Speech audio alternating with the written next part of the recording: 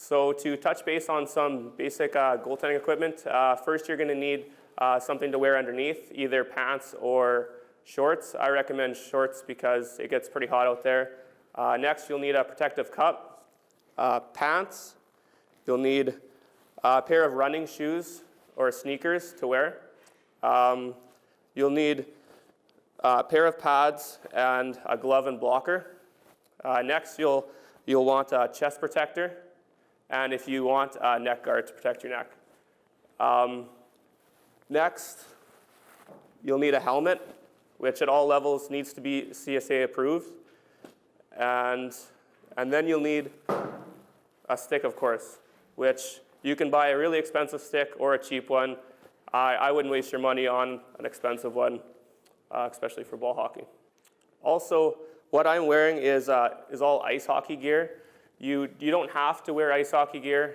There is another option, but if you get to a higher level, it is more protective and it will help. This equipment you can get at Canadian Tire, and it's a lot cheaper, and it might be good for somebody starting out and going up from there. Okay, to touch on goaltending, the basics are with your stick, you want to hold your stick at the bottom, and you want your one finger on the paddle to be able to control where your paddle is going. When it's up here, it's a little loose and it's harder to control. You want your stick on a bit of an angle. You don't want it flat. You want it in front of you so you can see it a bit, and you make a bit of a half circle to control where the ball is going to go. You also want your gloves in a nice, comfortable position, slightly ahead of your body, so you can see where your glove is going and your blocker. You don't want your hands behind you and trying to make saves behind your body.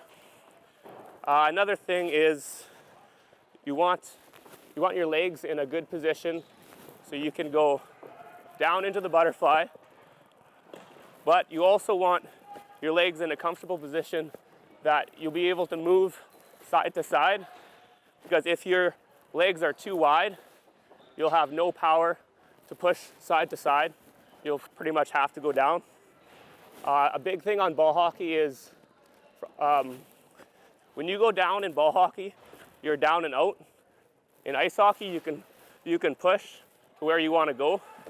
In ball hockey, you're down and out. So when you're playing ball hockey, you want to stand up, and you want to move with the ball no matter where it's going. You don't want to go down too early, or you could potentially leave the net wide open for a shot.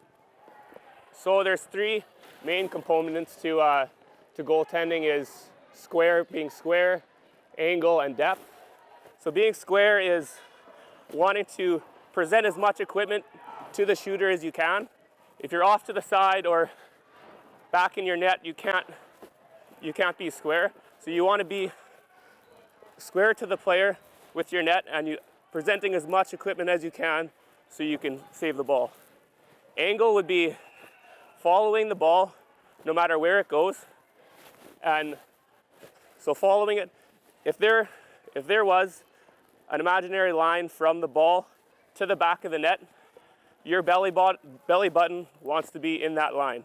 So that's how you know you are square, is if you are in line with that ball and the back of the net. Okay, so for depth, you want to come out and challenge the shooter, because the farther out you come and challenge, the less net he has to shoot at. If you are out way up in front of your crease, they don't have anything to shoot at. So coming out and challenging is important. So this is another drill that you can do during practice. You want one player behind the net and one in the slot. You want to be hugging your post, ready for a shot at a bad angle.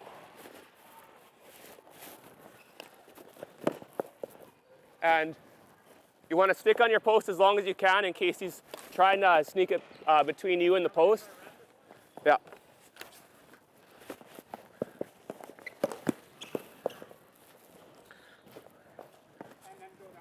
Yeah, and then you can you can have the player go to the other side, grab your other post, and then challenge the shooter.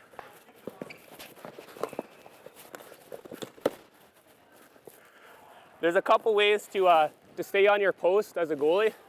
The one that I like using is your one leg up straight, the other one down, and your glove protecting the corner. And he doesn't have a whole lot to shoot at when you're down like that. The same thing applies to the other side. If he's down low, you can drop one leg and cut the angle off for anything squeaking through.